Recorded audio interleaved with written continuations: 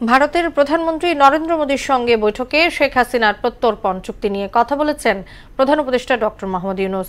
পাশাপাশি শেখ হাসিনার ভারতে বসে দেয়া বক্তব্য, সীমান্ত হত্যা ও গঙ্গা চুক্তি নবায়ন সহ তিস্তা নিয়ে আলোচনা হয়েছে। শুক্রবার প্রধান উপদেষ্টা প্রেস সচিব শফিকুল আলম গণমাধ্যমকে কথা জানিয়েছেন।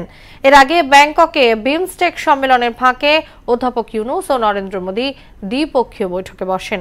বিস্তারিত জানাচ্ছেন কাজী শাহরিন।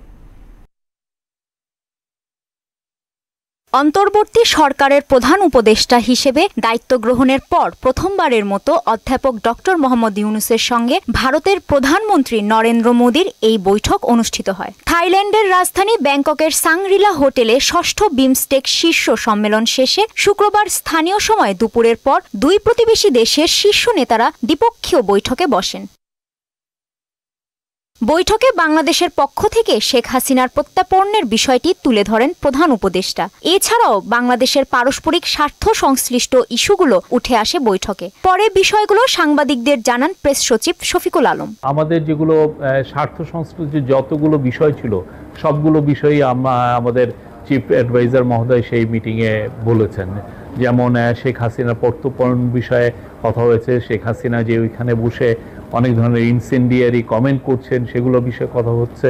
তারপরে বর্ডার কিলিং নিয়ে কথা হয়েছে। আমাদের দুই দেশের মধ্যে যে গাঞ্জেস ওয়াটার ট্রিটিটা আপনি জানেন যে নতুন করে এটার এক্সপায়ার হয়েছে, নতুন করে ট্রিটিটা হওয়ার আবার কথা হচ্ছে, এবং তিস্তা ওয়াটার সবগুলো নিয়েই কথাবার্তা হয়েছে। দুই শীর্ষ নেতার আলোচনা ইতিবাচক, ফলপ্রসূ ও গঠনমূলক হয়েছে বলেও জানান তিনি। আমি বলবো যে মিটিংটা খুবই কনস্ট্রাকটিভ, প্রোডাক্টিভ এবং ফ্রুটফুল হয়েছে। বৈঠক শেষে নরেন্দ্র মোদীকে একটি আলোকচিত্র উপহার দেন প্রধান উপদেষ্টা। আলোকচিত্রে দেখা যায় 2015 সালের 3রা জানুয়ারি মুম্বাইয়ে অনুষ্ঠিত 102তম ভারতীয় বিজ্ঞান কংগ্রেসে প্রধানমন্ত্রী নরেন্দ্র মোদীর হাত থেকে অধ্যাপক ডক্টর মোহাম্মদ ইউনূস স্বর্ণপদক গ্রহণ করেন।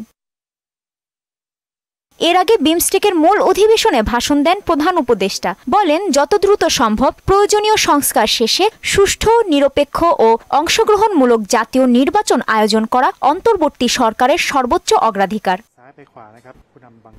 কাজী শাহরিন, মোহনা সংবাদ।